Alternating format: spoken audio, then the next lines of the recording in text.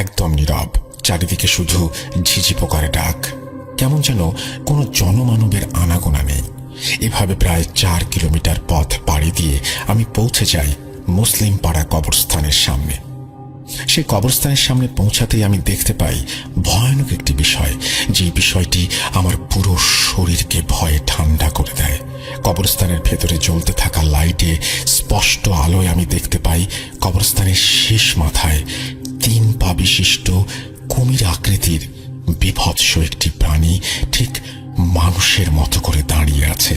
সেই প্রাণীটির পুরো শরীর কালো কোনো পিচ্ছিল বর্ণ দ্বারা আবৃত, এবং এই প্রাণীটির দেহ কুমিরের মতো হলেও সেই প্রাণীটির মাথা খুবই অস্বাভাবিক আকৃতির। তার পুরো মাথায় অনেকগুলো বড় বড় শিং। প্রাণীটি আমার উল্টো দিকে মুখ করে দাঁড়িয়েছিল বিধায় সেই সময় আমি তার মুখমণ্ডল দেখতে পাইনি। সেই প্রাণীটি দেখা মাত্রই আমি প্রাণপণে দৌড়াতে শুরু করি। এভাবে কিছুটা সময় দৌড়ে আমি চলে আসি কবরস্থান থেকে কিছুটা সামনে। একটা বাজার ছিল, সেই বাজারে পৌঁছে ভাগ্যক্রমে আমি একটি চায়ের দোকান খোলা পাই। এরপর আমি সেই চায়ের দোকানে বসে আমার ছোট চাচাকে কল করি এবং তাকে কল করে বলি আমি বাজারের এখানে আছি, কোনো বাইক এসে যেন আমাকে বাসায় নিয়ে যায়। কিছুক্ষণ অপেক্ষা করার পর চাচা চলে আসেন। এরপর আমরা দুজনে মিলে দাদুমণির বাবার বাসায় চলে আসি। বাসায় এসে আমি আমার পরিবারকে আমার সাথে ঘটে যাওয়া ঘটনাটি জানাই। যাই হোক, এরপর আমি স্বাভাবিকভাবেই রাতের খাবার খেয়ে ঘুমিয়ে যাই। সেই রাতেই আমার প্রচণ্ড জ্বর আসে। আমার এমন অবস্থা দেখে পরদিন সকালে দাদুমণি তার চাচাতো ভাই ফারুক দাদাকে ডেকে নিয়ে আসেন আমার ঝাড়ফুঁক করাবার জন্য। ফারুক দাদা তিনি ছোটখাটো একজন রাখি। এরপর আমার থেকে সকল ঘটনা শুনে ফারুক দাদা বলেন, বাবা, গতকাল রাতে তুমি খুবই খারাপ একটা কিছুর সম্মুখীন হয়েছিলে। তুমি যেটি দেখেছ সেটি খুবই ভয়ানক একটি জিনিস। এই বলে ফারুক দাদা আমাকে ঝাড়ফুঁক করতে থাকেন। ঝাড়ফুঁক ছোট 6টি চোখ, প্রতিটি চোখ জল জল করছিল। এটা দেখা মাত্রই আমি ভয়ে চিৎকার করে উঠি। আমার চিৎকার শোনার সাথে সাথে সেই প্রাণীটি ঘাড় ঘুরিয়ে আমার দিকে তাকায়। আমার দিকে তাকিয়েই সেই প্রাণীটি বীভৎসভাবে গর্জন করে ওঠে এবং তার হাত দিয়ে আঁকড়ে ধরে কাফন মোড়ানো লাশটি ঠিক বুকের জায়গায় কামড় বসিয়ে সেখান থেকে মাংস খেতে থাকে। এই ভয়ানক বিষয়টি দেখা মাত্র আমার পুরো শরীর ভয়ে ঠান্ডা হয়ে যায়। আমি প্রাণপণে বৈঠা চালিয়ে সোজা বাড়ি ফিরে আসি। এরপর রাত থেকেই আমার প্রচন্ড জ্বর এসেছে। বাবা, আপনি গ্রামবাসীকে নিয়ে কবরস্থানে যান, একবার দেখে আসুন সেই লাশের কি অবস্থা। এই বলে মনির মাঝি জ্ঞান হারায়। এরপর আমি মনির মাঝিকে ঝাড়ফুঁক করে তার বাসা থেকে বেরিয়ে গ্রামবাসীর সকলকে এই বিষয়টা জানাই এবং সকলে মিলে কবরস্থানে যাই। কবরস্থানে পৌঁছে আমরা দেখতে পাই একটা ভয়ানক বিষয়। আমরা দেখি একটি কবর এবড়ো খেবড়ো ভাবে খোঁড়া এবং সেই কবরের ঠিক পাশে পড়ে আছে একটি লাশ। সেই লাশটির অবস্থা খুবই ভয়ানক। সেই লাশটির মাথা থেকে ধর আলাদা করা, শুধুমাত্র মাথার অংশটি একদম অক্ষত আছে। এছাড়া সেই লাশটির শরীরে কোনো অংশেই মাংস অবশিষ্ট নেই। এটা দেখা মাত্রই উপস্থিত আমরা সকলেই ভয় পেয়ে যাই। এসব কি হলো? কেন হলো? কিভাবে হলো? এর কোনো কুল কিনারা আমরা করতে পারছিলাম না। যাই হোক, এরপর আমরা সবাই মিলে জানাজা পড়ে সেই লাশের অংশ বিশেষ আবার কবরে দাফন করে দেই। এই সকল ঘটনার পর পুরো গ্রামে এই বিষয়টি ছড়িয়ে পড়ে। এই ঘটনার পর প্রায় 2 দিন সবকিছু ঠিক ছিল। 2 দিন পরে ঘটে আরেকটি ভয়ানক ঘটনা। সকালে হঠাৎ করেই মনির মাঝির প্রতিবেশী মাসুদ ভাই হন্তদন্ত হয়ে আমাদের বাড়িতে আসেন। বাড়িতে এসে তিনি বলে ওঠেন, ভাই, তাড়াতাড়ি চলুন, মনির মাঝির বাড়িতে ভয়ানক। হরিশ মাঝির বাড়িতে পাওয়া যায় হরিশ মাঝি সহ তাদের পরিবারের 2 জন সদস্যের লাশ। সেই 3টি লাশেরও ঠিক একই রকম অবস্থা। এই মৃত্যুর খেলা কোনোভাবেই থামানো যাচ্ছিল না। কেন এই মৃত্যুর খেলা শুরু হলো কেউ কোনো কিছু বুঝতে পারছিল না। এসবের একটি সমাধান করতে গ্রামবাসীরা সকলে মিলে সিদ্ধান্ত নেন আমাদের 3 গ্রাম পরে রামদাস নামক একজন প্রবীণ কবিরাজ ছিলেন, তার কাছে এই বিষয়টি জানাবেন। যদি তিনি এর কোনো বিহিত করতে পারেন। যেই সিদ্ধান্ত সেই কাজ। আমরা গ্রামবাসী মিলে সেই কবিরাজের কাছে গেলাম, সকল ঘটনা তাকে জানালাম। আমাদের সকল ঘটনা শুনে তিনি 2 দিন পর আবার আসতে বললেন। পেরিয়ে যায় 2 দিন। 2 দিন পর আমরা আবার সেই কবিরাজের কাছে যাই। কবিরাজের কাছে যেতেই তিনি আমাদের সকলকে উদ্দেশ্য করে বলতে শুরু করেন, আপনাদের গ্রামে ভয়ানক এক নরখাদক জিনের আবির্ভাব হয়েছে। এই জিনটির নাম হচ্ছে রিমাস কাইলাম। এই জিনটি আপনাদের গ্রামে প্রবেশ করেনি। এই জিনটিকে প্রায় 400 বছর আগে ইরান থেকে একজন পরহেজগার ব্যক্তি রূপার একটি কলসে বন্দি করে সাগরে ফেলে দিয়েছিলেন। আপনাদের গ্রামের হরিশ মাঝি, যাকে এই জিনটি মেরে ফেলেছে, সে মাছ ধরতে গিয়ে সেই কলসটি পায় এবং সেই কলসের মুখ খুলে সেই জিনটিকে মুক্ত করে দেয়। এই জিনটির প্রধান খাদ্যই মানুষের মাংস। এই জন্যই এই জিনটি এতগুলো মানুষকে খেয়ে ফেলেছে। দেখি এই সমস্যা থেকে আপনাদের মুক্ত করতে পারি কিনা। এই বলে কবিরাজ আমাদের বিদায় দেন। এর প্রায় 4 দিনের মাথায় সেই কবিরাজকেও জিনটি মেরে ফেলে। সেই কবিরাজের লাশটিও অন্য 7টি লাশের মতো একই অবস্থায় পাওয়া যায়। কবিরাজের মৃত্যুর পরে ঘটে এক অদ্ভুত ঘটনা। কবিরাজের মৃত্যুর পর হঠাৎ করে এই মৃত্যুর খেলা একদম বন্ধ হয়ে যায়। এরপর অতিবাহিত হয়ে যায় অনেকগুলো বছর। এতগুলো বছরে কোনো দিনও সেই নরখাদক জিনকে আর গ্রামে দেখা যায়নি এবং এমন কোনো মৃত্যুর ঘটনাও ঘটেনি। কিন্তু এই 2019 সালে আমাদের গ্রামে একজন রাতের বেলা কবরস্থানের পাশে হেঁটে যাবার সময় সেই ভয়ানক প্রাণীটিকে দাঁড়িয়ে থাকতে দেখে। সেই জিনটিকে দেখার পর সেই ছেলে কোনো প্রকার ক্ষতি হয়নি। এই বলে ফারুক দাদা তার ঘটনা শেষ করেন। সেই প্রাণীটিকে দেখার পর আমার একদিন জ্বর ছিল। এরপর আমি একদম সুস্থ হয়ে যাই। আমার আর কোনো সমস্যা হয় না। প্রিয় লিসেনার্স, কি অদ্ভুত একটা ঘটনা। হঠাৎ করে গ্রামে শুরু হয়ে যায় মৃত্যুর খেলা, আবার হঠাৎ করেই সেই মৃত্যুর খেলা একদম বন্ধ হয়ে যায়। এই মৃত্যুর খেলা কেন হঠাৎ করেই বন্ধ হয়ে গেল, এই বিষয়ে কেউ কিছু জানতেও পারল না, রয়ে গেল একটি রহস্য হয়ে। আবার হঠাৎ এত বছর পর সেই 3 পায়া নরখাদককে কেন আবার দেখা গেল, সেই বিষয়টি নিয়েও কেউ কোনো কিছু বলতে পারছে না। কি রহস্যময় একটা ব্যাপার। পরিশেষে একটি কথাই বলতে চাই প্রিয় লিসেনার্স, বিশ্বাস করা বা না করা সম্পূর্ণ আপনাদের ওপর। ভাইয়াকে অনেক ধন্যবাদ আমার এই ঘটনাটি সময় নিয়ে পড়ে শোনাবার জন্য। প্রিয় লিসেনার্স, আপনারা সব সময় এভাবেই ভৌতিক আনন্দ পেতে থাকুন ভূত.com-এর পাশে থেকে। আমি লাজিম ইয়াসের জিয়াদ আজ এখানেই বিদায় নিচ্ছি। খুব তাড়াতাড়ি ফিরে আসব একজন ব্ল্যাক ম্যাজিশিয়ানের জীবনের করুণ পরিণতি নিয়ে। প্রিয় লিসেনার্স, সেই পর্যন্ত সকলেই ভালো থাকুন এবং মোস্ট ইম্পর্টেন্টলি ভূত.com-এর পাশে থাকুন। ধন্যবাদ। আসসালামু আলাইকুম। এই বলে তিনি তার ঘটনা শেষ করেছেন। আমি আপনাকে প্রথমে অনেক ধন্যবাদ জানাই লাজিম ইয়াসের জিয়াদ, যে আপনি এরকম চমৎকার একটা ঘটনা আমাদেরকে উপহার দিয়েছেন। আশা করছি যারা শুনেছেন তাদেরও ভালো লেগেছে। যদি ভালো না লাগে সেটাও আমাদের জানাবেন এবং ভালো লাগলে আমাদেরকে তো অবশ্যই জানাবেন। আমরা আজকে একটা নেক্সট ঘটনায় যাব, তবে তার আগে একটু আপনাদেরকে বলে দিই যে এই যে ঘটনাটি আপনারা শুনলেন এতক্ষণ পর্যন্ত, এই ঘটনাটি শুনে আপনাদের কি মনে হলো বা আপনারা কি চিন্তা করছেন এই ঘটনাটি শোনার পর? আমার তো মনে হয় যে এই ঘটনাটির প্রথম থেকে শেষ পর্যন্তই রহস্যময়। একটি জিন, যে জিনের প্রধান খাদ্য মানুষের মাংস, সেই জিন তো কারোর জন্য নিরাপদ নয় এবং এই জিনটি এই গ্রামে ফিরে আসছে এবং যে নির্দিষ্ট সময় পরে সেই জিনটিকে আর কেউ দেখছে না এবং মৃত্যুর মতো ঘটনাও আর ঘটছে না।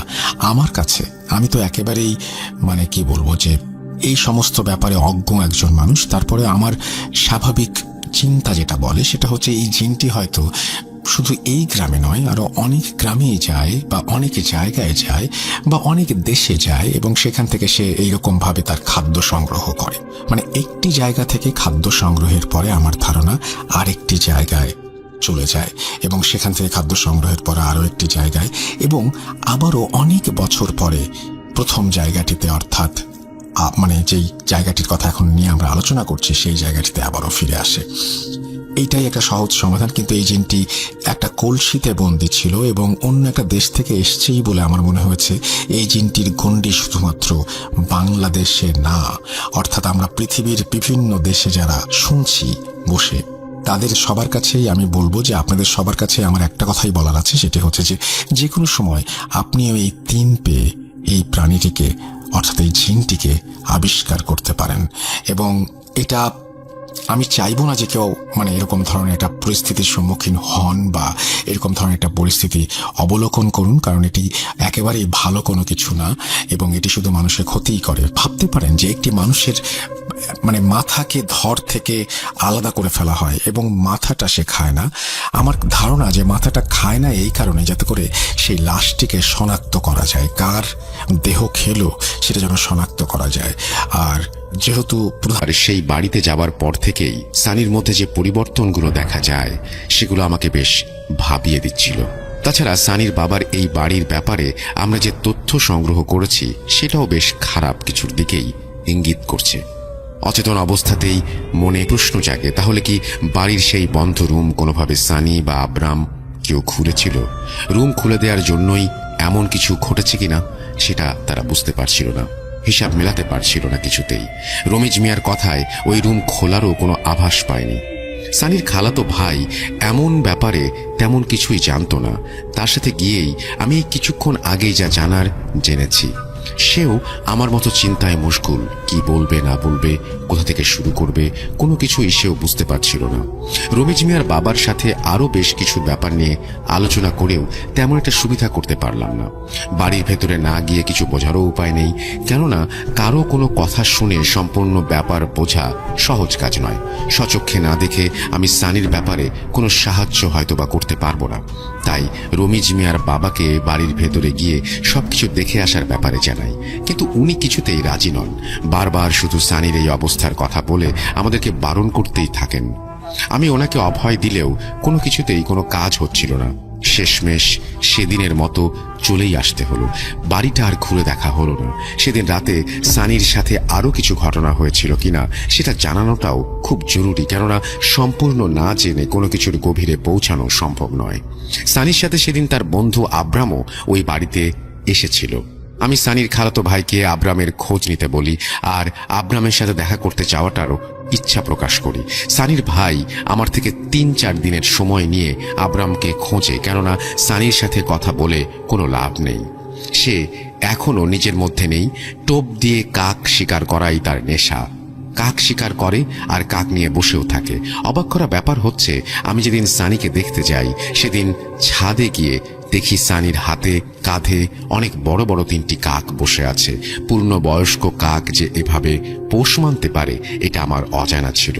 আমি সানির কাছে যেতেই কাক 3টি প্রচন্ড জোরে ডানা ঝাপটে উড়ে যায়। সানির সাথে সাথেই আমার দিকে প্রচন্ড রাগ নিয়ে তাকায়। মুহূর্তের মধ্যে তার চোখ রক্তবর্ণ ধারণ করতে শুরু করে। আমাকে সানি বলে, তোর জন্য এরা চলে গেছে।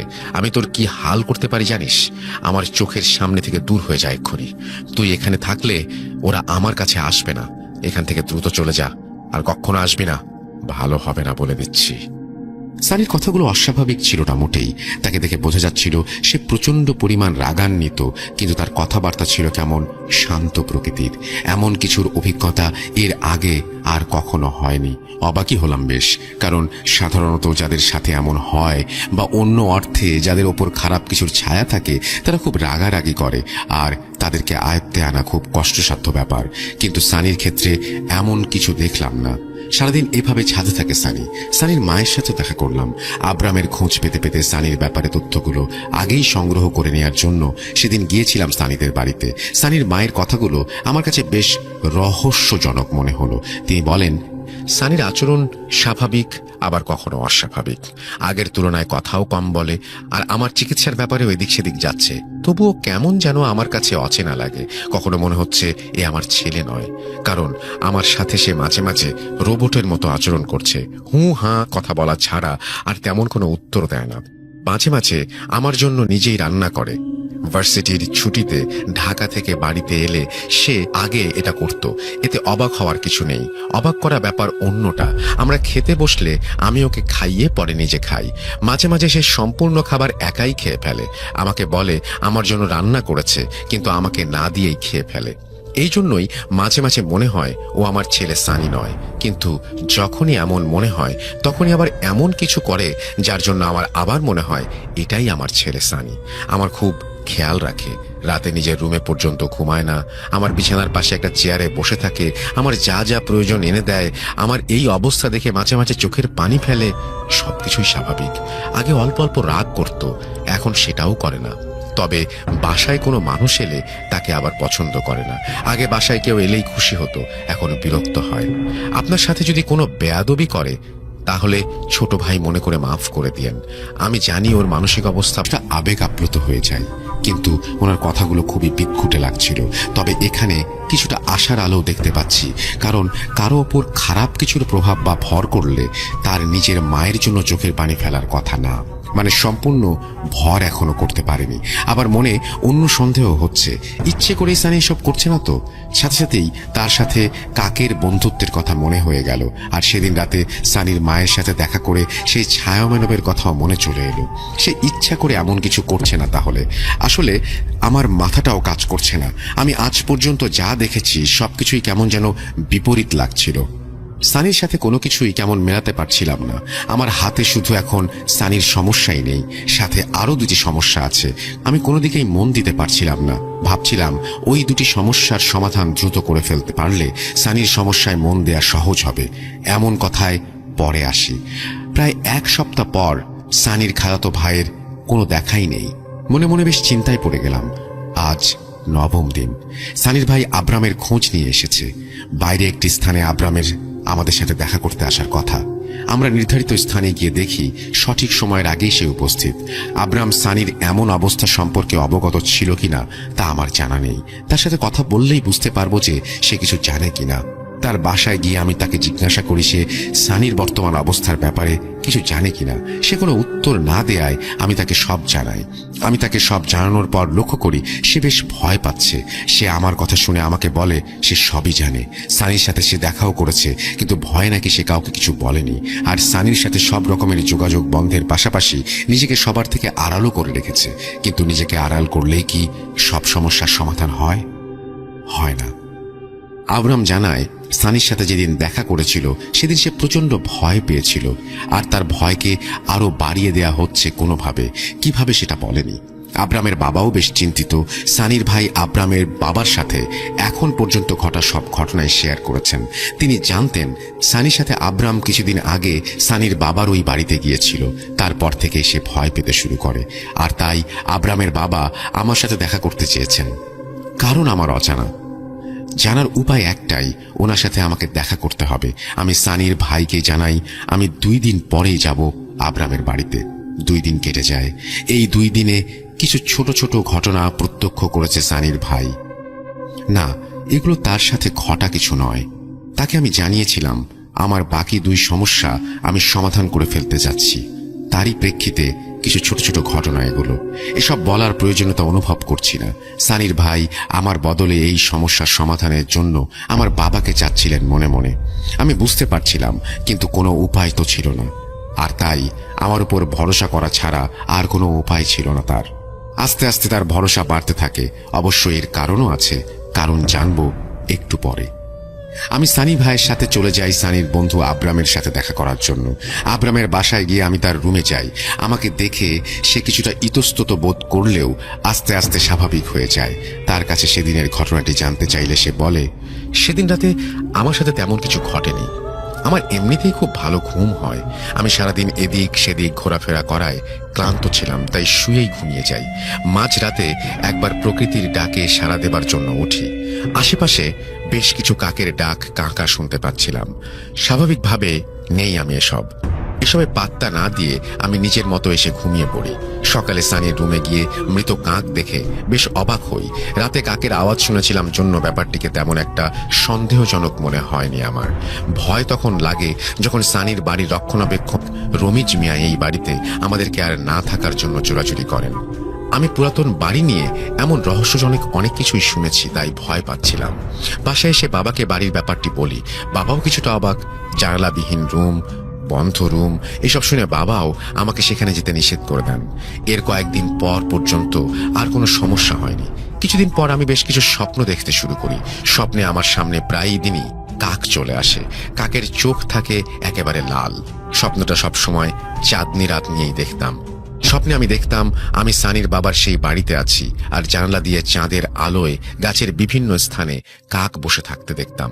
একেবারে কালো দেখা যেত, কেননা কাক এমনভাবে গাছে বসে থাকতো যে তার ঠিক অপর দিকেই চাঁদের অবস্থান থাকতো। কাকের অবয়বটা শুধু দেখা যেত, আর সাথে জ্বলতে থাকা লাল টকটকে চোখ। একটা পাখির চাউনি যে এত ভয়ঙ্কর হতে পারে তা কোনোভাবেই আমার জানা ছিল না। স্বপ্নগুলো দেখে আমি প্রতিনিয়ত ঘুম ভেঙে উঠতাম। আমি কিছুতেই এসব ভুলতে পারতাম না। সারাক্ষণ আমার মাথায় এসব ঘুরতে থাকতো। সানির সাথে এসব নিয়ে আলোচনা করার জন্য আমি তার বাসায় গিয়েছিলাম। সানি ওর মায়ের সাথে আমার সাথে স্বাভাবিক ব্যবহারই করেছে। ওর মা চলে গেলেও যে ও বাজে ব্যবহার করেছে এমনটা নয়। ওর মা চলে গেলে ওর মধ্যে কিছুটা পরিবর্তন হয়। ওর চোখ লাল হয়ে যায়, রাগে গজগজ করতে থাকে। আমাদের সাথে কিছুটা কথাবার্তা হয় স্বাভাবিকভাবেই। কথা বললে মনে হয় ও আসলেই সানি, কিন্তু তার চেহারা অন্য কথা বলে। এরপর থেকে আমার ভয় বেড়ে যায়। স্বপ্ন বদলে যেতে শুরু করে। আমি স্বপ্নে দেখি আমার লাশ পড়ে আছে সানিদের বাসায়, আমাদের দেখা সেই বন্ধ ঘরের ভেতরে, আর আমার সেই লাশ জল জলে চোখে কাকগুলো ঠুকরে ঠুকরে যেন খাচ্ছে। আব্রাম আরো কিছু কথা বলার আগে আমি তাকে থামিয়ে দিই। বলি, বন্ধ ঘরের ভেতর মানে? তোমরা ওই ঘর খুলেছিলে কোনোভাবে? আব্রাম চুপ করে বসে আছে, মুখ দিয়ে একটি শব্দও বের হচ্ছে না। আমি একটু ধমকের সুরে বললাম, কি হলো, কথা বলছো না যে? কথা বলো। তোমার চুপ থাকা তোমার জন্যই হানিকর হতে পারে, তা কি তুমি জানো না? যা জিজ্ঞাসা করলাম উত্তর দাও। আমার কথা শুনে আব্রাম মানে মানে শুরু করলো। সাথে সাথে আব্রামের বাবা তাকে বাঘের মতো গর্জন করে ধমক দিয়ে তাকে সত্যি কথা বলতে বলে। আব্রাম কাঁদো কাঁদো গলায় বলে, হ্যাঁ, আমরা দরজা খুলেছিলাম। রমেশ মিয়ার কাছে চাবি ছিল না, তাই জন্য পাথর দিয়ে আঘাত করে তালা নষ্ট করেছিলাম। সানি আমাকে বারণ করেছিল, বলেছিল বাড়ি বিক্রি করার জন্য দরজা খুলতে হবে, এটা তেমন জরুরি বিষয় নয়, জায়গা মেপেই বিক্রি করা সম্ভব। কিন্তু আমি শুনিনি। আমি তাকে বলেছিলাম ভেতরে কি আছে না আছে না জানলে বাড়ি বিক্রি করার সময় সমস্যা হতে পারে। সানি বারবার বলেছিল পরে লোক লস্কর এনে খুলবে দরজা, কিন্তু আমার জোরাজুরিতে সে দরজা খুলতে রাজি হয়। ওই রুমের ভেতর তেমন কিছুই নেই। একটা টেবিল, টেবিলের চারপাশে 4টা বেঞ্চ, আর টেবিলের ওপর কালো কাপড় দিয়ে ঢাকা। দেয়ালে কালো কাপড় জড়ানো। আমরা সেগুলো সরিয়ে দেখি কি সব নকশার মতো আঁকা। ওই দরজা আমরা যে খুলেছি রমিজ মিয়াও জানতো না। আব্রামের কথা শুনে আমি বুঝতে পারি কেন সানির সাথে এমন কিছু হচ্ছে। আমি আগেই আন্দাজ করেছিলাম দরজাটা খোলা হয়েছে, কিন্তু মনে মনে চাচ্ছিলাম আমার আন্দাজ যেন ভুল হয়। আমি যেন শুনি ওই দরজাটি খোলাই হয়নি, কিন্তু আমি যা চাচ্ছিলাম না তাই আমাকে শুনতে হলো। আমি আব্রামের রুম থেকে বেরিয়ে আসার সময় আব্রাম কান্না শুরু করে। আমাকে বলে তার ভুল হয়ে গেছে এবং এসব কিছু থেকে সে মুক্তি চায়। আমি তাকে বলি, দেখো, তোমরা যা করেছো সেটা যে কত বড় ভুল করেছো সেটা আমার ক্ষমতা থাকলে আমি তোমাদের বুঝিয়ে দিতাম, কিন্তু সেটা বোঝার ক্ষমতা আমার নেই। আমি শুধু এইটুকু বলতে পারি, তোমরা সাক্ষাৎ মৃত্যুকে আমন্ত্রণ করে নিয়ে এসেছো। ওই বাসার ইতিহাস খুব খারাপ। কালো জাদু করা হতো ওই রুমে। ওই বাড়িতে সানির দাদি স্বেচ্ছায় সানির বাবাকে বাঁচানোর জন্য জীবন দান করেছিলেন। ওই বাড়িতে সানির পরিবার ছাড়া কারো থাকার অনুমতি ছিল না, কিন্তু একটি সমস্যার জন্য সানির বাবাকে বাঁচাতে তার মাকে মৃত্যুবরণ করতে হয়। এরপর থেকে সানির বাবাও ওই বাসায় আর থাকতে পারেননি। ওই বাড়ি শয়তানের। সানির দাদা নিজে ওই বাড়ি শয়তানকে দান করেছিলেন। সানির মা মারা যাওয়ার পর ওই কথাটি শুধু রমিজ মিয়ার বাবা আর আমি জানি। রমিজ মিয়াকে তো চেনো, ওনার বাবা আমাকে বলেছেন এই কথা। সানির দাদা ওই বাড়ির শয়তানকে দান করেছিলেন, কেননা ওই বাড়ির ওই রুমে শয়তানের বাস। ওই বাড়িতে কেউ থাকতে পারে না। সানির বাবাকে বাঁচানোর জন্য সানির দাদি মারা যাবার পর সানির বাবার কিছু সমস্যা হতে থাকে। সানির বাবার বেঁচে থাকার কথা ছিল না। তাকে বাঁচানোর জন্য হুজুরের পরামর্শে তাকে সাথে নিয়ে সানির দাদা শয়তানের সাথে চুক্তি করে। এই জন্যই সানির বাবা বারবার বলছিল তার নাম থাকলেও ওই বাড়িটি তার নয়। আমার কথা শোনার পর আব্রামের বাবা সবটা জানার জন্য আগ্রহী হয়ে পড়েন। তাকে আমি সব খুলে বলতে যাব, এমন সময় তিনি আমাকে বলেন তার বাসায় একজন লোক আসবে যার এসব জানা খুব জরুরি। উনি কিছুটা ইতস্তত বোধ করেই কথাটি বললেন। আমি তাকে কে আসবে জিজ্ঞেস করায় তিনি আমাকে অপেক্ষা করতে বললেন। আমাকে অপেক্ষা করতে বলে তিনি উঠে যান। আসার সময় আমার জন্য চা নাস্তা পাঠিয়ে দেন। আমি চায়ে চুমুক দিতে যাব এমন সময় বাসার দরজায় ঘন্টা বেজে ওঠে। আব্রামের বাসায় কাজের লোক দরজা খুলে দেন। কালো আলখাল্লা পরিহিত একজন ব্যক্তি, গলার ওপর দিয়ে সাদা একটি কাপড় বুকের দুই পাশে ঝুলে আছে, গলায় একটি রূপালী চেইন পরা, যার সম্মুখে লাগানো খ্রিশ্চিয়ানের ক্রস। হাতে ক্রস নিয়ে আমার দিকে এগিয়ে এসে আমাকে বললেন, আসসালামু আলাইকুম। আমি বেশ খুশি হলাম অন্য ধর্মের একজনের কাছ থেকে সালাম পেয়ে। আমিও খুশি হয়ে ওনাকে বললাম, ওয়ালাইকুম আসসালাম। আব্রামের বাসার কাজের লোক ওনাকে বসতে বলে আব্রামের বাবাকে ডাকতে চান। আমি সেই খ্রিশ্চিয়ান ব্যক্তি বেশ কিছুটা সময় নিজেদের মধ্যে কথা বললাম, পরিচয় দেয়া নেয়া করলাম। আব্রামের বাবা ততক্ষণে চলে এলেন। খ্রিশ্চিয়ান ব্যক্তির কাছে ইশারা করে বললেন, আপনার সামনে বসা ব্যক্তিটি একজন প্রেস্ট। তিনি আমাদের জীবন বাঁচানোর জন্য অনেক বড় অবদান রেখেছেন। খুব ভালো একজন মানুষ। ওনার কর্মদক্ষতা নিয়ে আমার কোনো সন্দেহ নেই, থাকবেই বা কেন। আজ এই সুস্থ স্বাভাবিক জীবনের পেছনে ওনার অনেক অবদান। বলতে পারেন আমাদের পরিবারেরই একজন উনি। ফাদার বা প্রিস্টের কর্মদক্ষতা নিয়ে কেন আব্রামের বাবার সন্দেহ নেই সেই বিষয়ে তিনি আমাকে তার অতীতের একটি ঘটনা বলেন। এসব কথা এই ঘটনার সাথে কোনো সম্পর্ক রাখে না বিধায় আমি এসব নিয়ে বাড়তি কিছু বলছি না। প্রতিটি মানুষেরই অধিকার তার নিজ ধর্ম পালন করার, আর সেই খ্রিশ্চান ব্যক্তিটিকেও মোটেও অবিশ্বাস হয়নি আমার। অবশ্য এর কোনো কারণও নেই। যদিও আমরা ভিন্ন ধর্মের, তবুও পরস্পরের প্রতি থাকা সম্মান থেকেই এই কথাটি বলছি। সব শেষ কথা হলো, আমি সম্পূর্ণ ঘটনাটি দুজনকেই খুলে বলি। আমার কথা শুনে আব্রামের বাবার মুখ ভয়ে শুকিয়ে যায়। আব্রামের কি হয়েছে তা বোঝার জন্য আসা প্রিস্ট আব্রামের বাবাকে বলেন, আমার মন বলছে এটা অনেক বড় সমস্যা। আমি হুজুর ভাইয়ের কাছে অনুমতি না নিয়েই বলছি। সময় খুব কম, কারণ আমার বিশ্বাস উনি এ ব্যাপারে অবশ্যই অবগত আছেন। আমি চাই সানির সাথে দেখা করতে, কেননা আব্রামের এই অবস্থার পেছনে সানির বাড়ির এবং তার পরিবারের ইতিহাস একেবারে প্রত্যক্ষভাবে জড়িত। সানিকে সারিয়ে তুলতে পারলে আব্রাম সেরে যাবে। আব্রামের জন্য হলেও সানিকে আগে সারাতে হবে। তাই আমি হুজুর ভাইয়ের কাছে অনুরোধ করছি আমাকে সানির সাথে দেখা করতে নিয়ে যাবার জন্য। আমরা প্রত্যেকেই নিজেদের মতো চেষ্টা করলে কোনো ক্ষতি তো নেই। এতে করে কারো যদি উপকার হয় তাতেই আমাদের সকলের সফলতা। আমি কি কিছু ভুল বললাম ভাই?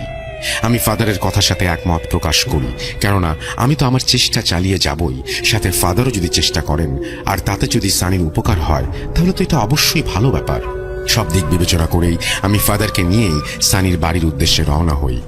আব্রামের বাবা যাই হয়ে যাক না কেন ওনাকে সব জানাতে অনুরোধ করেন। আমি ওনাকে কথা দিয়ে ফাদারকে নিয়ে বের হয়ে আসি। সানির বাড়িতে যাবার সময় সানির মা সানির রুমে যা যা দেখেছেন আর সানির সাথে যা যা ঘটেছে এবং ঘটছে সব ওনাকে খুলে বলি। বাড়িতে এসে ফাদার সানির মায়ের কাছ থেকে অনুমতি নিয়েই একা সানির রুমে গিয়ে তার সাথে দেখা করেন। সানির সাথে দেখা করে এসে তিনি আমার আর সানির মাকে বলেন, আমার মনে হচ্ছে ইতোমধ্যেই বেশ দেরি হয়ে গেছে। সব থেকে অবাক হলাম সানির চেহারায় রাগ, কিন্তু কথাবার্তা বেশ স্বাভাবিক। এটা আমার ভয়ের কারণ, কেননা এসব সচরাচর দেখা যায় না। আর এই দুটির অর্থ হতে পারে হয়তো সানির সাথে থাকা অপবিত্র শয়তান বড় কিছু করার প্রস্তুতি নিচ্ছে, নয়তো সে সানিকে এখনো পর্যন্ত সম্পূর্ণ কাবু করতে পারেনি। কিন্তু কোনটা সঠিক তা আমি এখনই নিশ্চিত হয়ে বলতে পারছি না। আপনাদের যদি আপত্তি না থাকে তাহলে আমি কিছুদিনের মধ্যেই যত দ্রুত সম্ভব সানির ওপর একটা প্রাথমিক এক্সারসিজম করতে চাচ্ছি, আর আমি এই জন্য আপনাদের অনুমতি চাচ্ছি। ওনার কথা শুনে সানির মা বলেন তার ছেলের জীবন তার কাছে সবচেয়ে বেশি মূল্যবান, তার জন্য তিনি সবকিছু করতে রাজি। আমিও কিছুটা স্বস্তি পেলাম এই ভেবে যে আমি কিছুটা সময় পাবো এখন আমার বাকি 2 কেস সমাধান করার, আর রমিজ মিয়ার বাবার সাথে আরও একবার দেখা করা দরকার সবকিছু ঠান্ডা মাথায় শুনে তা বোঝার জন্য। তাই আমি ফাদারকে বলি, আপনি 1 সপ্তাহ দয়া করে সানিকে দেখুন। আমার আরো কিছু ব্যাপারে পরিষ্কার ধারণার প্রয়োজন, আর আমার ওপর আরো 2টি পরিবার ভরসা করে আছে। তাদের সমস্যা খুব বেশি জটিল নয়। আমি সেগুলো যত দ্রুত সম্ভব শেষ করে সানির ব্যাপারে সম্পূর্ণ মনোযোগ প্রদান করব। সেই অনুযায়ী আমি কাজ শুরু করার আগে আমার এই ঘটনার আরো গভীরে যাওয়া দরকার। সেই কারণেই আমি আমার রাস্তায় সেসব জানার চেষ্টা করব বলে সানির মা ও ফাদারকে সবকিছু জানিয়ে বিদায় নিয়ে আসলাম। কিন্তু সানির সমস্যা সমাধানের আগে আমার হাতে আরো 2টি জিন ঘটিত সমস্যার কাজ রয়েছিল, যেগুলো আগে করা আমার জন্য বেশ জরুরি ছিল। প্রথম কাজটা করতে আমার প্রায় অর্ধেক দিন সময় লেগেছিল। এর পরের কাজটা ছিল 5 দিন পর, আর এর মাঝে আমি সেই কাজের প্রস্তুতি নিয়ে সানির বিষয়ে জানার চেষ্টা করি আল্লাহর গায়েবী মাধ্যমের দ্বারা। কিছু জিনিস জানতে পারি আমি। 4 দিন পার হয়ে যায়। 5 নম্বর দিন সকালে আমি আমার সকল জিনিসপত্র নিয়ে পরের কাজের জন্য বের হব, এমন সময়ে সানির খালাতো ভাইয়ের চিৎকার শুনতে পাই আমি আমার বাসার সামনে। আমি দরজা খুলে দেখি সানির ভাই হাঁপাচ্ছেন আর বলছেন, হুজুর, সানির অবস্থা খুব খারাপ, হিন্দি আর সংস্কৃতিতে কথা বলেও, একদম মরার মতো ঘুমাচ্ছে, বাঁচানোকে। আমি ওনাকে শান্ত করে বলি, ভাইজান, আমার একটা কাজ আছে, আমি সেটা থেকে আমার মনোযোগ সরতে চাই না। আপনি চাইলে আমার সাথে আসুন, আমার কাজ শেষ হবার পরে আমি আপনার কথা শুনবো। সানির ভাই আমার সাথে চলে এলেন। 2 দিন ব্যাপী আমি কাজ করলাম, আল্লাহর রহমতে সফল হয়ে গেলাম। এরপর আমি সেখান থেকে সানিদের বাসার উদ্দেশ্যে রওনা দেই। এদিকে আমার কাজ দেখে সানির ভাইয়ের আস্থা যেন আমার উপর আরো বেড়ে গিয়েছিল, যা আমি পরে আপনাকে জানাবো বলেছিলাম। উনি আমাকে গত 7 দিনে কি হয়েছিল জানাতে চাইলে আমি ওনাকে বলি সানিদের বাসায় গিয়ে সব শুনবো। সানির খালাতো ভাইয়ের সাথে আমি সানিদের বাসায় যাই, সানি ও সানির আম্মির সাথে দেখা করার জন্য। কিন্তু এবার ওদের বাসায় গিয়ে আমি যা দেখলাম, সেই দৃশ্যগুলো কোনোভাবেই স্বাভাবিক মনে হচ্ছিল না। মনে হচ্ছিল রোদ উঠলেও রোদ এই বাড়িতে আসে না। ঠান্ডা আর নিস্তব্ধ বাসা। সানির মা ভয়ে রুমের এক কোনায় বসে জিকির করছিলেন। সানির রুম বন্ধ। সানিদের বাসার ড্রয়িং রুমে একজন হিন্দু তান্ত্রিক বসে আছেন, যাকে আমি আগে কখনো দেখিনি। আমি সানির খালাতো ভাইকে জিজ্ঞেস করলাম, এমন কি হয়ে গেছে এই কয়দিনের মাঝখানে? সানির খালাতো ভাই বললেন, হুজুর, এই 7 দিনে অনেক কিছু ঘটেছে।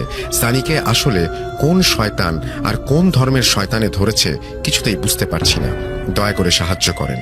আমি ওনার কাঁধে হাত দিয়ে ওনাকে সান্ত্বনা দিয়ে সম্পূর্ণ ঘটনা বলতে বলি। উনি আমাকে 7 দিনের ঘটনা বর্ণনা করলেন। 7 দিন আগে আপনি আপনার কাজ করে যাওয়ার পর ফাদার তার কাজ করতে ব্যর্থ হন। এর পরদিন রাতের ঘটনা, আমি খাওয়া দাওয়া শেষ করে খালাজানকে বলি সানির জন্য খাবার বেড়ে দিতে। সানির জন্য খাবার বেড়ে খালাজান আমাকে ডাক দেন।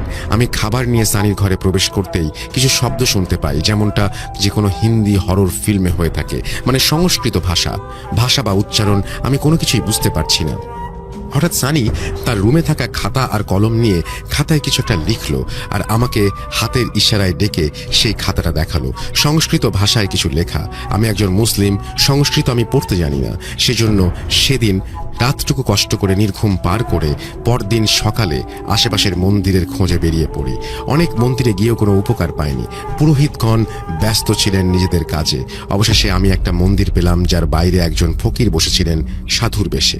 ওনাকে আমি লেখাটা দেখালাম। উনি আকাশের দিক থেকে মুখ সরিয়ে আমার দিকে তাকিয়ে বললেন, বালক, এটা দুষ্টের সচেতনতার বাণী। ও তোমাদের সাবধান করছে আর তোমাদের সাথে চ্যালেঞ্জ করছে। এই লেখা কে লিখেছে, কার উপর সেই দুষ্টু আসর করেছে, প্রাণ সংকট তার। আমি তান্ত্রিককে সবকিছু খুলে বললাম। তান্ত্রিক সবকিছু শুনে মাথায় হাত দিয়ে বললেন, হে ভগবান, দয়া করো সেই অবুঝ বালকের ওপর। আমি ওনাকে জিজ্ঞেস করলাম, এখন করণীয় কি? উনি বললেন, উনি আমার সাথে যাবেন, কিন্তু কাজ হবার পর তাকে 3টা গোটা পাঠা আর 7টা কালো মোরগ দক্ষিণা দিতে হবে। যেহেতু আমি ওনাকে চিনি না, সেহেতু আমি ওনাকে বিলিভ করতে পারলাম না। আমি ওনাকে বললাম, সাধু বাবা, আমি আপনাকে নিয়ে যাব, কিন্তু আগে আপনার কাজ করার প্রক্রিয়া আমি দেখব। উনি হাসলেন আর বললেন, বালক, আমার উপর ভরসা রাখতে পারছিস না? তরিকা দেখবি আমার কাছে? তবে চল ভেতরে। রোজ এই মন্দিরে অনেক মানুষ আসে যাদের তোর ভাইয়ের মতো সমস্যা আছে। তুই বলবি কাকে সুস্থ করতে হবে, আমি তাকেই সুস্থ করব, চল। এই কথা শুনে আমি সাধু বাবার সাথে ভেতরে চলে গেলাম। 4-5 জন রোগী সেখানে ছিল। আমি একটা 6 বছরের বাচ্চাকে সিলেক্ট করলাম। সাধু বাবা তাকে এনে একটা গোল চক্রের মাঝখানে বসালেন। হিন্দিতে প্রশ্ন করলেন যে তার নাম কি। ছেলেটা অন্যরকম স্বরে বলল সে বলবে না। সাধু বাবা তার কপালে তিলক এঁকে কিছুটা মন্ত্র পড়ে ছেলেটার দিকে ছুঁড়ে মারলেন। ছেলেটার মনে হলো যন্ত্রণায় লাফানো শুরু করলো। এক পর্যায়ে 2 জন এসে ছেলেটাকে ধরে ফেললেন আর সাধু তার কাজ করতে লাগলেন। আগুনের তাপ দেয়া, মারধর, রোদে দাঁড় করিয়ে রাখা, সবকিছু করার পর ছেলেটি সুস্থ হয়ে যায়। এরপর ছেলেটার বাবা দক্ষিণার জিনিস কিনতে চলে যান আর ছেলেটা মন্দিরে ভগবানের মূর্তির সামনে বসে থাকে। এরপর আমি সাধুকে আমাদের বাসায় নিয়ে আসি। বিকেল হয়ে যায় তখন। সন্ধ্যা নামতে সাধু বাবা ধূপ জ্বালিয়ে সারা ঘরে ছড়িয়ে দেন।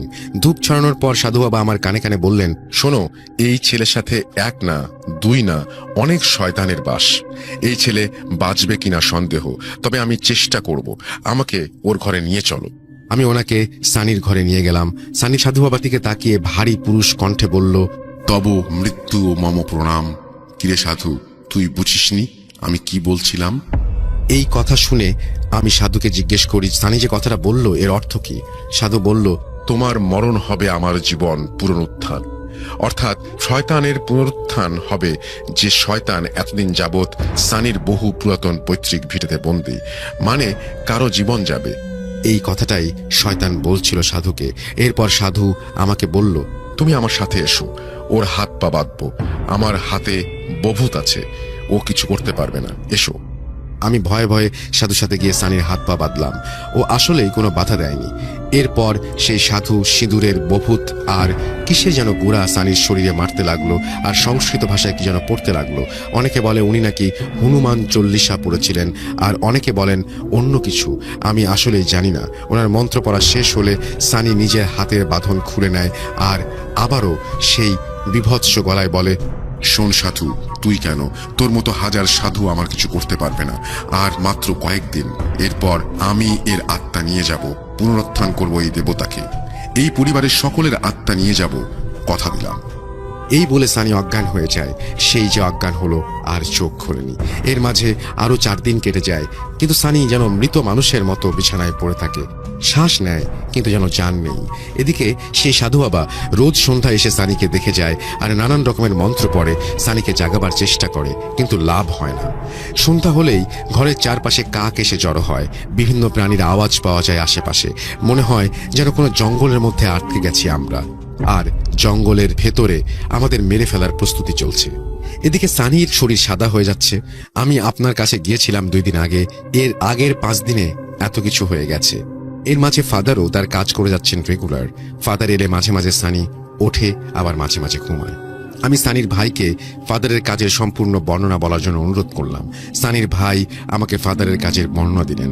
আপনি যাবার দিন রাতের বেলা ফাদার প্রাথমিক এক্সোরসিজম করেন বলে চার্চ থেকে ওনার প্রয়োজনীয় জিনিসপত্র নিয়ে আসবেন বলে জানান। উনি চলে যাবার পর আমরা আমাদের জীবনের এই করুণ অবস্থা ভেবে আল্লাহর নিকট দোয়া করতে থাকি। প্রায় 30 মিনিট পর ফাদার ফিরে আসেন। উনি এসেই সানির ঘরে চলে যান এবং সানির সামনে বাতাসে ক্রস আঁকলেন আর বাইবেলের ভার্স পড়া শুরু করলেন। In the name of god. উনি বাইবেলের ভার্স পড়া শেষ করে ঈশ্বরের দোহাই দিয়ে বলছি, তোমার নাম বলো এই ছেলেকে যারা পজেস করেছো। সানি কোনো সাড়া না দিলে ফাদার এবার হোলি ওয়াটার বের করে সানির ওপর ছুঁড়ে মারেন, আর সানি হুট করে বিছানায় বসে পড়ে আর ফাদারকে বলে, God, who is God? You shouldn't pray for God. Pray for the devil. I am devil. এই কথা শুনে ফাদার বুকে ক্রস আঁকেন, আর সানি আবার বলে, কি এক্সারসাইজ করবেন ফাদার? ভালো কথা, করুন না, মানা করছে কে? কত সুন্দর একটা সময়, সন্ধ্যা হচ্ছে, বাতি জ্বলছে, আগরবাতির কি ঘ্রাণ, আহা! করুন করুন, এক্সারসাইজ করুন, আমি প্রস্তুত। কি কি প্রশ্ন করবেন একটু বলবেন? এই সময় এই সব কথা বলে সানি হো হো করে হেসে দিল। ফাদার অবাক হয়ে গেল এইসব কথা শুনে। উনি রুম থেকে বাইরে এলেন। ওনাকে কেমন যেন অসুস্থ দেখাচ্ছিল। ওনার সাথে কি হয়েছে জিজ্ঞেস করতে উনি বললেন, আমার জীবনে আমি এমন কোল্ড ব্লাডেড ডেভিল আগে দেখিনি। আমার বাইবেলের ভার্সের কোনো প্রতিক্রিয়া ওর মাঝে নেই। ও এক্সারসাইজটা এনজয় করছে, কিভাবে সম্ভব? আমি ফাদারকে বললাম, ফাদার এমন তো হতে পারে এক্সারসাইজ করলে সে হেরে যাবে, তাই ওর ওপর প্রতিক্রিয়া হচ্ছে না, এমন অভিনয় করছে যেন আমরা এক্সারসাইজ না করাই। ফাদার বললেন, সানির চোখের দিকে দেখেছেন উনি, শয়তানের চোখ, ডিটারমাইন্ড, যা নিতে এসেছে তাই নিয়ে যাবে, এমন একটা অনুভূতি। আমি ফাদারকে কিছু বলতে পারলাম না। কিছুক্ষণ পর ফাদার বললেন, চলেন ভাই ভেতরে যাই, যা করতে এসেছি করে ফেলি। আমি ফাদারের সাথে ভেতরে চলে যাই এক্সারসাইজের জন্য। ফাদার এবার ভেতরে ঢুকতেই সানি বলল, তুই অনাথ, তুই অনাথ না? অনাথ আশ্রমে বড় হয়েছিস না? তোর মা তোকে জন্ম দিয়েই মারা গেছেন। তুই তো অপয়া। তোর বাবা তোকে অপয়া বলে রাস্তায় ফেলে দিয়েছিল না? তুই তো জানিস না। আমি কিন্তু ঠিকই জানি, আসলে তোর বাবা নিজেও একটা শয়তান ছিল, কিন্তু মানুষ রূপে। তোর মা তো মরেছে তোর বাবার অত্যাচারে, তুই তো তারই সন্তান। এখন তোর বাবা যেভাবে তোর মাকে মারতো, তুই আমাকে মারবি? তারই তো রক্ত তুই, তাই তো করবি তুই। এইসব কথা শুনে ফাদার হুঁশ হারিয়ে ফেলেন আর দৌড়ে গিয়ে সানির গলা টিপে ধরে ওকে চুপ থাকতে বলেন। আমি ফাদারকে ছাড়িয়ে নিয়ে কাজে মনোনিবেশ করতে বলি। ফাদার নিজেকে সামলে ওনার এক্সোসিজমে মনোযোগ দেন। কিন্তু আশ্চর্যের বিষয় হলো যে সম্পূর্ণ এক্সোসিজমের সময়ে সানি হাসছিল আর গান গাইছিল। আসলেই এক্সোসিজমের কোনো প্রভাব তার উপরে পড়ছিল না। ফাদার হার মেনে রুম থেকে বেরিয়ে আসেন, অসুস্থ অবস্থায় চার্চে ফিরে যান। উনি ঘর থেকে বের হতেই সানির রুমে অট্টহাসি ভেসে আসে। গডের সার্ভেন্ট হেরে গেছে, পালাচ্ছে গডের সার্ভেন্ট। এর পরদিন থেকে প্রতিদিন সকালে ফাদার এসে সানির মাথায় হলি ওয়াটার লাগিয়ে দিয়ে যান, সানির রুমে ক্রস এঁকে দিয়ে যান। ওনার ভাষ্যমতে শয়তানকে উনি কিছু সময়ের জন্য বেঁধে রেখেছেন এসব করার মাধ্যমে। উনি আপনার আশার অপেক্ষায় আছেন হুজুর। এদিকে তান্ত্রিক বাবা প্রতিদিন সকাল সন্ধ্যায় নিজের কাজ করেন। ফাদার এলে মাঝে মাঝে সানি জেগে ওঠে, 2-1 মিনিট ফ্যাল করে তাকিয়ে দেখে রুমে কি হচ্ছে, তারপর আবার ঘুমিয়ে যায়। হুজুর, কি করব আমরা, আপনিই বলুন। হুজুরের সাথে কথা বলতে বলতে ঘরের দরজায় কড়া নাড়ার আওয়াজ পেলাম আমরা। দরজা খুলে দেখি ফাদার এসেছে। ফাদার হুজুর একে অপরকে সালাম দিয়ে একত্রে ড্রয়িং রুমে বসলেন। ফাদারকে দেখে মনে হচ্ছিল হুজুরকে দেখে উনি কিছুটা স্বস্তি বোধ করছিলেন। এদিকে তান্ত্রিক ওনাদের সাথে পরিচিত হলেন। এরপর ফাদার হুজুরকে ওনার কাজের কথা আর উনি কি বুঝলেন সেগুলো বললেন। তান্ত্রিক নিজের কাজের কথা বললেন। এরপর হুজুর বললেন, ভাইজানেরা, কি মনে হয় আপনাদের? ও একবার সংস্কৃততে বলে, একবার খ্রিস্টিয়ান গডকে কটাক্ষ করে, আরেকবার মুসলমান হয়েও আল্লাহ বিরোধী। এমন কেস তো আগে দেখিনি। কি করা উচিত আপনাদের মতে? তান্ত্রিক বললেন, এ শয়তান সকল ধর্ম জানে, শ্লোক জানে, ভার্স জানে, আয়াত জানে। ঘুম থেকে না জাগালে হয়তো ভালো কিছু করা সম্ভব না। ফাদার বললেন, এই শয়তান গডকে ভয় করে না, গডকে চ্যালেঞ্জ করে। গড ভয় না করলে এক্সোসিজম বৃথা। আসলে মূল সমস্যা স্থানীয় নাস্তিক। ও কোনো গড মানে না, মুসলিম হয়ে আল্লাহকে মানে না। এসব কাজে গডের উপর আস্থা না রাখলে কোনো লাভ হয় না। গড যতক্ষণ আপনি নিজে থেকে না চাইবেন ততক্ষণ কেনই বা সাহায্য করবেন? যেহেতু সানি আল্লাহকে মানে না, তাই সাহায্যও পাচ্ছে না। হুজুর বললেন, তবুও আমাদের চেষ্টা করা উচিত। একটা মানব জীবন শয়তানের হাতে এভাবে ঝরে যেতে পারে না। এরপর রুমে পিন ড্রপ সাইলেন্স 10 মিনিটের মতো। হঠাৎ ফাদার এমন একটা প্রস্তাব রাখলেন যা ইতিহাসে কখনো হয়েছে বলে আমার জানা নেই। কোলাবোরেশন করতে চাইলেন উনি, এবং উনি চাইলেন সম্মিলিতভাবে, প্রথমত হিন্দু, মুসলিম, খ্রিস্টান এই 3 ধর্মের ব্যক্তি মিলে এরকম একটা প্রস্তুতি নেবেন। ফাদার এই প্রস্তাব শুনে সবার আগে আমি রাজি হয়ে যাই, আর হুজুর ও তান্ত্রিক বাবাকে সম্মতি দিতে বলি। একটি জীবন বাঁচাতে 3টি ব্যক্তি 3টি ধর্মের একসাথে হয়েছেন। এরপর ফলাফলের কথা চিন্তা না করে 3 ধর্মের আলাদা আলাদা ব্যক্তিরা সেদিন এক হয়েছিলেন এক মানব জীবন বাঁচাতে, যার শেষ পাতায় যাচ্ছি আমরা এখন। সানির জীবনের সর্বশেষ পাতা, দ্য কোলাবোরেশন। হুজুর, তান্ত্রিক ও ফাদারের সম্মিলিত কাজ, একসাথে কাজ করার ডিসিশন নেবার পর হুজুর বলেন, আমরা সবাই একসাথে আয়াত, ভার্স, শ্লোক পড়লে আমরাই গুলিয়ে ফেলবো। আমরা আমাদের কানে তুলো গুজে নিয়ে আমাদের কাজ করব, তবে লক্ষ্য রাখবো সানির দিকে যেন সেদিকে কিছু করতে না পারে, এবং সানির ভেতর থাকা শয়তান যেন নানা কথা বলে আমাদের পথভ্রষ্ট না করতে পারে। হুজুরের কথায় উপস্থিত 2 জন রাজি হয়ে যান। হঠাৎ সানির রুমের ভেতর থেকে সানির কর্কশ আওয়াজ ভেসে আসে, তাহলে 3 জন হয়ে গেলি? আয় তাহলে, আমি প্রস্তুত। হুজুর, ফাদার ও তান্ত্রিক একে অপরের দিকে তাকালেন আর নিজেদের প্রয়োজনীয় জিনিসপত্র নিয়ে চলে গেলেন। এর পরের ঘটনা সানির খালাতো ভাই নয়, আমি বলছি। আমি সেই হুজুর যে সানির সর্বশেষ রুকাইয়া করেছিলাম একজন ফাদার ও তান্ত্রিকের সাথে। আমরা 3 জন রুমে যাবার পর সানি আমাদের জন্য প্রস্তুত হয়ে বসেছিল। হাততালি দিয়ে বলল, নাটক শুরু। এই কথা বলতেই ফাদার শুরুতে ওনার বাইবেলের ভার্স পড়লেন। এরপর আমি আমার মতো আয়াতুল কুরসি পড়লাম ও তান্ত্রিক ওনার মতো শ্লোক পড়লেন। কিছুটা বিচলিত দেখাচ্ছিল, দুর্বল লাগছিল। আমরা সবাই নিজেদের কানে তুলো গুজে দিলাম। ফাদার ওনার বাইবেল দেখে ভার্স পড়তে লাগলেন, আমি চোখ বন্ধ করে আয়াত পড়তে লাগলাম, আর তান্ত্রিক চোখ বন্ধ করে শ্লোক পড়তে লাগলেন। সানির ভাইয়ের মতে সেই বাসাটা যেন একটা যুদ্ধক্ষেত্রে পরিণত হয়েছিল। আশেপাশে কাকের চেঁচামেচিতে যেন কানে রক্ত উঠে যাচ্ছিল। এলোপাথারি বাতাস আর বাতাসের গর্জন, সমুদ্রের মতো বাতাস যেন উত্তাল। আমি হঠাৎ আমার পায়ে ফাদারের হাতের স্পর্শ পেলাম। উনি মেঝেতে পড়ে যাচ্ছেন। ওনার দিকে সানি একটি পেপার ওয়েট ছুঁড়ে মেরেছিল, যার ফলে ওনার মাথায় উনি আঘাত পান এবং পড়ে যান। উনি তবুও ভার্স পড়া থামাননি। আমি আমার মতো করে পড়ে যেতে থাকি। হঠাৎ তান্ত্রিক আমার কান থেকে তুলো বের করে নিয়ে আমার হাত ধরে আমাকে বলেন, হুজুর, রুমটা একটা কালো ছায়ায় ঢেকে গেছে, দেখুন রুমের ভেতর কালো কুয়াশা। আসলে রুমের ভেতরে কালো কুয়াশা ছিল। আমরা আরো জোর দিয়ে পড়া চালিয়ে যেতে থাকি। এক পর্যায়ে রুম থেকে কালো কুয়াশা গায়েব হয়ে যায়, আর হিম শীতল রুমটা আস্তে আস্তে স্বাভাবিক তাপমাত্রায় চলে আসে। সানি বিছানায় দাঁড়িয়ে আবার হাঁ করে বিছানায় পড়ে অজ্ঞান হয়ে যায়। আমাদের কাজ করার সময় সানি অনেক কথা বলছিল। কানে তুলো থাকার ফলে আমরা সেগুলো শুনতে পাইনি। সে যাই হোক, এরপর আমি সানিকে পরীক্ষা করি। সানি 5-10 মিনিট পর জ্ঞান ফিরে আসে আর সে আল্লাহর রহমতে সুস্থ হয়ে যায়। আমরা সফলতার জন্য 3 জন মিলে সানিকে সুস্থ করে তুলি আল্লাহর অশেষ রহমতে। সানির ভাই ও মা সকলেই মহা খুশি। সানি নিজেও এই নরক থেকে বের হতে পেরে বেশ আনন্দিত হয়েছিল। অবশেষে আমি, ফাদার ও তান্ত্রিক নিজেদের কাজ শেষ করে বিদায় নিয়ে নিজেদের ঠিকানায় ফিরে আসি। পরদিন সকালে আমি আবার ঘরের সামনে মেসওয়াক করার জন্য বের হই। আমি দেখতে পাই আমার বাসার সামনে 3টা কাক মরে আছে। আমি ভাবতে লাগলাম, কালকেই তো ছেলেটাকে সুস্থ করলো আল্লাহ, তাহলে আবার কোনো ক্ষতি হলো না তো। এসব ভাবতে ভাবতে আমি মেসওয়াক করতে গেলাম। এমন সময় সানির ভাই হন্তদন্ত হয়ে আমার কাছে এসে কাঁদতে লাগলো। কি হয়েছে জিজ্ঞেস করতে ও কিছু বলল না। আমি ওনাকে নিয়ে চার্চ থেকে ফাদারকে ডেকে সানিদের বাসায় যাই। তান্ত্রিকের মন্দির দূরে হবার ফলে ওনাকে নিয়ে আসতে পারিনি। সানিদের বাসায় গিয়ে ড্রয়িং রুমে প্রবেশ করতেই দেখি সানির মা কাঁদছেন হাউমাউ করে। আমরা ভয়ে ভয়ে সানির রুমে গিয়ে দেখি এক শয়তানি হাসি দিয়ে চোখ খোলা রেখে সানি পরকালে পাড়ি জমিয়েছে। সানির ভাই আমাদের হাতে একটা খাতা দিয়ে বললেন, হুজুর, সকালে ঘুম থেকে ওঠার জন্য ওকে ডাকাডাকি করতে আসি। রুমের দরজা খোলা ছিল। ও তখনও এভাবেই মরে পড়েছিল আর বুকের ওপর এই খাতাটি ছিল। পড়ে দেখেন। আমি আর ফাদার দুজন মিলে খাতাটি পড়ি। খাতার কিছুটা অংশ বাংলায়, কিছু অংশ ইংরেজি, কিছু অংশ আরবি আর কিছু অংশ সংস্কৃতিতে লেখা। লেখাগুলো সারমর্ম ছিল এমন যে কাল আমাদের কাজের সময় সেই শয়তান নাকি সানিকে বাঁচানোর উপায় আমাদের বলেছিল, কিন্তু আমাদের কানে তুলো থাকার ফলে আমরা শুনতে পারিনি। এই কথাটা লেখার পর ইংরেজিতে লেখা ছিল ট্রিকড ইউ।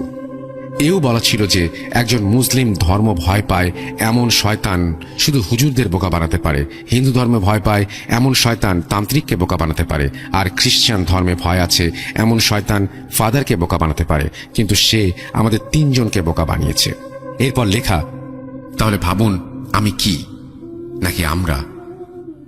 আপনাদের কাজ করতে করতে আপনারা ক্লান্ত, আমরাও আপনাদের বাধা দিতে দিতে ক্লান্ত, এই ছেলেটাও ক্লান্ত, তাই ওর রুফটা নিয়ে যাচ্ছি।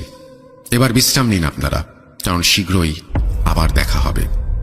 অনেক সুমসাম ও নিরিবিলি প্রকৃতির এক জায়গা। আমি আতিককে জিজ্ঞেস করলাম, কিরি ওইদিকে কোথায় যাচ্ছিস?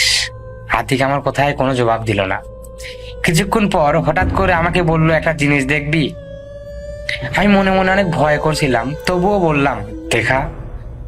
সে হঠাৎ কবরস্থানের সামনে নৌকা থামিয়ে দিল। আমি ভয়ে ভয়ে বললাম, এখানে কি দেখার আছে, চল আজ বাড়িতে যাই, কাল দেখবো। আতিক আমার কথার কোনো জবাব না দিয়ে সামনের দিকে যাচ্ছে। আমিও ভয়ে ভয়ে তার পেছনে পেছনে যাচ্ছি আর ভাবছি আমি কোথায় নিয়ে যাচ্ছে। হঠাৎ করে সে আমার সামনে থেকে কোথায় যেন হারিয়ে গেল। আমার মনে হচ্ছে আমি এখান থেকে দৌড়ে পালাই, কিন্তু আমার আতিককে রেখে যেতে মন চাচ্ছে না, কারণ ওই ছেলেটা আমার সাথে আসবে না। তাকেই আমি জোরাজোরি করে কোনো মতো নিয়ে এসেছি। তখন আকাশ পুরো অন্ধকার, চারিদিকে তাকিয়ে কোনো লোক বা কোনো আলোর ছিটে ফোটাও নেই। শুধু ফোনের ফ্ল্যাশ লাইট দিয়ে তাকে খুঁজতে লাগলাম। মনে হচ্ছিল আমি পুরো পৃথিবীতে একজন অসহায় মানুষ, চারপাশের অন্ধকার আমাকে চেপে ধরে আছে। এদিকে আমার শরীরটা অনেক ভার হয়ে যাচ্ছিল। আমি বুঝতে পারছিলাম আজ আমার সাথে খারাপ কিছু ঘটতে চলেছে। তো আমি একটু সামনে এগোতেই শব্দ শুনতে পেলাম। কেমন শব্দ, ধরেন হাড় কামড়ালে যেমন শব্দ হয় না, ঠিক তেমন শব্দ। আর একটা কেমন যেন মাংস পোষা গন্ধ, বমি চলে এসেছিল। আর ওই শীতল পরিবেশে আমার শরীর ঘেমে একাকার। আর একটু সামনে এগোতে আরো জোরে শব্দ আমার কানে আসলো। আমি বামে ঘুরতে যা দেখলাম, বিশ্বাস করেন রাসেল ভাই, সেটা দেখার জন্য আমি মোটেও প্রস্তুত ছিলাম না। আমার সেই বন্ধু ভাঙা কবরের ভেতর থেকে একটা লাশের বুকের মাংস কামড়ে কামড়ে খাচ্ছে। সেই লাশের কি বিভৎস চেহারা! আমি তা দেখে পেছনে দৌড় দেবো এমন সময় দেখি 3টা কবর থেকে লাশ উঠে আসছে। আর আমার দেখি তাদের কি ভয়ঙ্কর চেহারা! মনে হচ্ছে শরীর থেকে মাংস খসে খসে পড়ছে। আমি তা দেখে জোরে একটা চিৎকার দিয়ে সেখানেই জ্ঞান হারিয়ে ফেলি। পরের দিন আমি নিজেকে আমার বাড়িতে আবিষ্কার করি। আমি শুয়ে আছি আর চারিপাশে আমার আত্মীয় স্বজন, মা বাবা দাঁড়িয়ে আছে। আমাকে জিজ্ঞেস করতেছে, কাল রাতে কোথায় গিয়েছিলি? আমি তাদেরকে সবকিছু খুলে বললাম। তাদের থেকে শুনতে চাইলাম তারা আমায় কোথায় পেল। আমার বাবা বলল, কাল রাতে তোকে অনেক খোঁজাখুঁজি করে পেলাম না, বাড়িতে বসে চিন্তা করতেছি। এমন সময় কিছু মানুষ তোকে নিয়ে আসলো। তখন প্রায় ফজরের নামাজ শেষ হবে বা ফজরের নামাজ চলতেছে এমন টাইমে। তাদের থেকে জানতে চাইলে তারা বলে ফজরের নামাজ আদায় করার জন্য তারা মসজিদের দিকে যাওয়ার সময় তোকে মসজিদের সামনে পড়ে থাকতে তারপর আমি আমার ওই বন্ধুকে জিজ্ঞেস করলাম কাল রাতে কই ছিলি? তো আমার ওই বন্ধু আতিক আমাকে বলল কাল রাতে মা আমাকে বের হতে দেয়নি, আমি তাই আসতে পারিনি। এই কথা শোনার পর আমার রক্ত হিম হয়ে গেল। আমি 5 দিন জ্বরে আক্রান্ত ছিলাম। মাঝখানে আমার বাবা এক হুজুরকে নিয়ে আসে, ওই হুজুর আমাকে দেখে একটি তাবিজ দেয়। তারপর আল্লাহর রহমতে আমি সুস্থ হই এবং মেসে চলে আসি। আমি আজও সেই রাতের কথা মনে পড়লে ভয়ে আটকে উঠি। সেদিন আমার সাথে কে ছিল? কোনো মানুষ নাকি মানুষরূপী ওপারে কোনো লোক? আমি মসজিদের সামনে কিভাবে পৌঁছালাম? এসব প্রশ্নের মানে আমি আজও খুঁজে বেড়াই। 12টায় বা 1টায় সেই আমানত উল্লাহ মামার বাড়ি থেকে ফিরে আসতেছিলেন নানি। বাহন ছিল গরুর গাড়ি। গরুর গাড়িতেই ছিল অভ্যাস যাওয়া আসার। সাথে দুষ্টামি করছে। তাকে আর সুযোগ না দিয়ে গাড়ি আর গরুর গাড়ি দ্রুত চালিয়ে পৌঁছল মানিক মাস্টারের বাড়ি। এই মানিক হলো সে নারীর নিজের নাতি। এর কিছু বছর পরে ঘটে মানিক মাস্টারের দাদার সাথে ঘটনা। এখানে মানিক মাস্টারের দাদার প্রথম বউ অর্থাৎ ওনার দাদি আর ওনার নানি আপন বোন, আর ওনার দাদা পরে আরো একটি বিয়ে করেন। যাই হোক, মানিক মাস্টারের দাদার নাম আসান বসুনিয়া। উনি বাজারে আসতেন পাটগ্রামের বাউড়াতে। হাটবার হচ্ছে সোমবার আর বৃহস্পতিবার। এক হাটে আসেন আসান বসুনিয়া। বলে রাখা দরকার যে হাটবার করে খুব বেশি বা অস্বাভাবিক শোরগোল যদি শোনা যায় বাজারে, বুঝতে হবে জিনরাও এসেছে সে বাজারে। এটা সে আমলের বয়স্কদের প্রচলিত বিশ্বাস, যেটার প্রমাণ এই ঘটনায় জানা যাবে। বাজারে এসেছেন আসান বসুনিয়া। ওনার সামনে এক লোক এসে দাঁড়ালেন এবং কথোপকথন হলো। যেমনটা হওয়া স্বাভাবিক, কারণ বাজারে চেনা অচেনা কত লোক আসে। কথোপকথনের এক পর্যায়ে ওই অচেনা লোকটি বন্ধু হতে চাইল ও আসান বসুনিয়াকে তার জায়গায় নিয়ে যেতে চাইল। কিছু প্রশ্ন উত্তরের শেষে রাজি হলো যেতে আসান বসুনিয়া। আসলে সে কে আর কোথা থেকে এসেছে আসান বসুনিয়া জানতে পান সেই অচেনা লোকের সাথে যাওয়ার পরে। বাজার শেষে সেই লোকের সাথে যেতে থাকেন। যখন নিরিবিলি আর অন্যদের আড়ালে যান, তখন সেই লোক আসল রূপে আসে, জিনের রূপে। দুটি ডানা বের হয় এবং আসান বসুনিয়াকে নিয়ে বিদ্যুতের গতিতে তার জগতে চলে যায়। আসান বসুনিয়াকে অভয় দেয় সেই জিন এবং কোনো ক্ষতি না করে সমাদর করতে থাকে। বসুনিয়া দেখতে পান জিনদের জগৎ, কিন্তু অবিশ্বাস্যকর হলো সত্যি যে তিনি দেখতে পান শুধু চকচকে টিনের বাড়ি সে জগতে ফেলেছে। পরবর্তীতে সেই জিন খুবই লজ্জা পায়। এত পরিমাণ লজ্জা পায় যার কারণে সে চিরতরে তার জগতে ফিরে যায় এবং আর কখনো আসে নাই। যাওয়ার আগে আসান বসুনিয়াও তার বাড়ির মানুষদের সে কথাগুলো বলেছিল। এরপর বন্ধু জিনটাও কয়েকবার আসা যাওয়া করে একেবারেই চলে যায়। তারা চলে যায়, কিন্তু একটা ক্ষমতা দিয়ে যায় আসান বসুনিয়াকে। লোকজন জানতো যে তার জিনদের জগতে যাওয়া আসা, এবং যদিও স্বীকার করে নাই তাদের কাছে অর্থ লাভের কথা, তবুও বুঝতে পারছে দ্রুত গতিতে তার অনেক বড় ধনী হওয়ার রহস্য। তাই কিছু লোকজন তার শত্রু হয় এবং মাঝে মধ্যে তাকে ঘিরে ফেলতো এবং বিভিন্ন জায়গায় বাধা দিত, তাকে আক্রমণ করার চেষ্টা করত, কিন্তু প্রতিবার বেঁচে যেত, কারণ ওই ক্ষমতা যেটা জিনের থেকে পেয়েছিলেন সেটা প্রয়োগ করে। যখন অমন পরিস্থিতি তৈরি হতো বা আগে বুঝে যেত, তারপর সে নিজেকে লোকদের মাঝে আড়াল করত, নিজেকে গায়েব করে ফেলতে পারত কিছু সময়ের জন্য। কেউ কেউ তাকে মেরে ফেলারও চেষ্টা করেছিল, কিন্তু আসান বসুনিয়া তার ক্ষমতা বা জাদু প্রয়োগ করে তাদেরকে অসফল করত। আসান বসুনিয়া মৃত্যুবরণ করেন বার্ধক্যজনিত কারণে। ঘটনাটা হলো 2016 সালের বর্ষাকালে। সে নিয়মিত মাছ ধরে তার সংসার নির্বাহ করে দেখে মনে করেন তার প্রতিদিন মাছ ধরতে হয়, ঠিক আছে। রাত্রের বেলা বা দিনের বেলা প্রায় মাছ ধরে। ঘটনার দিন রাতে সে যথারীতি খাওয়া দাওয়া করে রাত্রেবেলা মাছ ধরতে বেরোয়। তার মাছ ধরতে নদীতে বড় জাল পেতে মাছ ধরে। সেই ঘটনার দিন রাতে সব খাওয়া দাওয়া কমপ্লিট করে মোটামুটি যার মাছ ধরার অস্ত্র শরীর নিয়ে সে মাছ ধরতে বেরিয়ে পড়লো। রাত 1টা, সে আর কাউকে কিছু বললো না। আমার নানা তার ওয়াইফকে বললো যে রাত্রেবেলা বা যে কোনো সময় যদি কেউ কিছু চা বা চুল জাতীয় কোনো কিছু চা, কারো কথা এখন পাত্তা দিবি না আর কি। তো যথারীতি রাত্রেবেলা ঘরের চারপাশ দিয়া ওই পেতনি ঘুরে আর কান্দে আমার চুল দে, আমার চুল দে, নাহলে তো ক্ষতি করবো, নাহলে তো হেটা করবো সেটা করবো, বিভিন্ন রকম ভয় দেখাইতো আর কি। আমার নানা এই বিষয়টা পাত্তা দিত না, কিন্তু আমার যে নানি আছে সে অনেক ভয় পাইতো, ঠিক আছে। পরে নানাকে ধরলো যে হাসা কথা কতো বা সত্যি কথা বলতো যে বিষয়টা কি, রাত্রেবেলা কে চিল্লাচিল্লি করে, তার চুল দিতাম, কান্নাকাটি করে, ভয় দেখায়। পরে তার নানা ওই দিন যা এর সাথে ঘটছে সব বিষয়টা শেয়ার করলো আর কি। পরে নানি বললো তাহলে চুল দিয়া দেও, যেহেতু ক্ষতি করবো এই বিষয়টা উল্লেখ হয়েছে বা বলছে যে তোমার খুব ক্ষতি করবো, বংশ নির্বংশ করে ফেলবো। নানা এই বিষয়টা কোনো পাত্তা দিত না, যে ও কি করবে, ওর তো কিছু করার হইতো না, যেহেতু চুল আমার কাছে। নানির মানে নানা তো ঘুমিয়ে যেত যথারীতি, নানি তো সজাগ থাকতো প্রতি রাত্রেবেলা এরা করতো আমার চুল দে, আমার চুল দে, আমার চুল দে, তাহলে কান্নাকাটি করতো সত্যিটা।